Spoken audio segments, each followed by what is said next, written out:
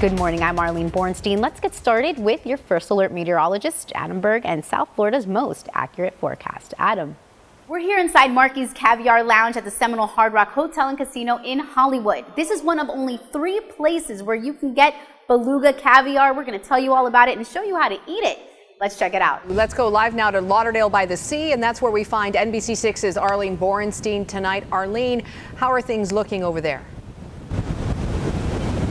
Alina, just as our meteorologists have pointed out here in coastal Broward at Lauderdale by the Sea, we've experienced intermittent rain and these wind gusts that you may be able to hear right now, and you can see those strong waves coming in as well. But businesses around here, despite this weather, say they are going to stay open as long as people keep coming in. School is back in session today for Miami-Dade County Public Schools, but instead of walking in, later this morning, students will be logging on for their first day of class. Arlene, talk to us about what happened today. Shelly, Roxy, that meeting is actually still going on, at least at last check, but Superintendent Robert Brunsey made something clear today. He wants schools to open as soon as possible, safely, of course, even as you guys said, changing these plans that were already discussed. We'll have more on that in just a minute, but he says the entire county has to step up to make sure this happens. Dan, these folks aren't wasting any time. The Broward Supervisor Elections Office open again through the weekend because of, like you said, this election drama. You can see behind me, it's kind of divided here. You can see on one side, this is kind of like the Democratic representation where people are volunteering, signing up to go inside to see the tabulation room, watch what's going on. And then you have to the left here, the Republican representation checking in folks. So we're definitely going to be watching and waiting as this Agriculture Commissioner manual recount happens. Now, this has been going on again for weeks since the election results so close. A statewide manual recount for both the Agriculture Commissioner and the U.S. Senate race was mandatory. The deadline is 3 p.m. tomorrow for all 67 counties in Florida to report their results. The canvassing board has been reviewing ballots for mistakes, including 2 candidates being marked on the ballot, as you mentioned, Dan, or none selected at all in some cases. The Broward Supervisor of Elections says she is confident, though, the Sunday deadline will be met. The Scott versus Nelson manual recount already wrapping up Friday with the help of around 500 volunteers. This actual explosion you thought was so loud, you thought it happened inside the LA Fitness. However, it was a pizza place next door. Tell me about that. You're right. I actually was shocked when I went out the backside of LA Fitness. That is pretty scary to be inside at a time like that. And you were telling me the cinder blocks were thrown several feet from the pizza place, either into the LA Fitness or...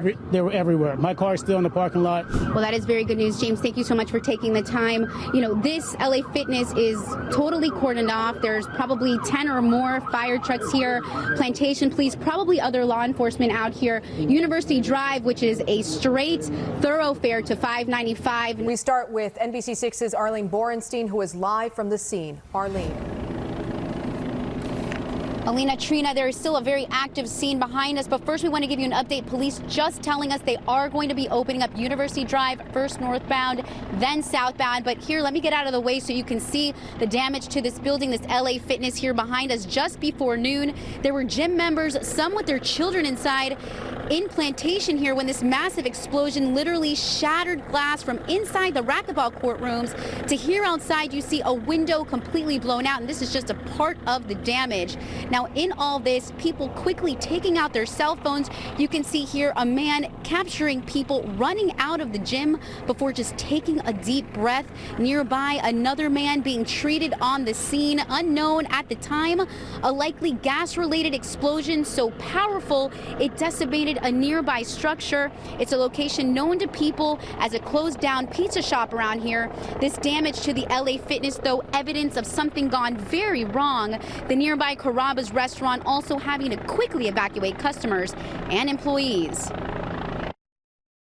An explosion. So just in there, just 1 minute, just cutting tomatoes, and all of a sudden, boom! So that's your sneak peek of the Warren and Delray Beach. If you want any more entertainment and dining coverage, you can go to our Facebook page at Let's Eat South Florida. You can also watch Let's Go at sunsentinel.com/Let's Go. I'm Arlene Bornstein. See you next week. NBC6 reporter Arlene Bornstein has moved inside the Broward Elections Office, where people have already begun counting those election results by hand. Arlene. Good morning, Dania. This is a very unique look. I want to show you right away here. We have several tables of both county employees and volunteers. The folks here are going to give a lay of the land soon, exactly what to expect when they start counting at 7 a.m. On one side of the table, you have county employees that can actually touch and count and sort the ballots, put them in those different bins. Then on another side of the table, you have Republican and Democratic representation observers, just to make sure the process is okay. We are okay to go live right now only because they have not started counting. So that is why I'm telling you that this is a very unique look at what's going inside live here at the Broward Supervisor of Elections office in Lauderhill. This is just yet another weekend where volunteers are here. They were open 24 hours last week. Now this is a little bit of a different operation in a warehouse in the back for this manual recount because of the election results being so close. What's going to happen is the U.S. Senate race, they say, has already been counted.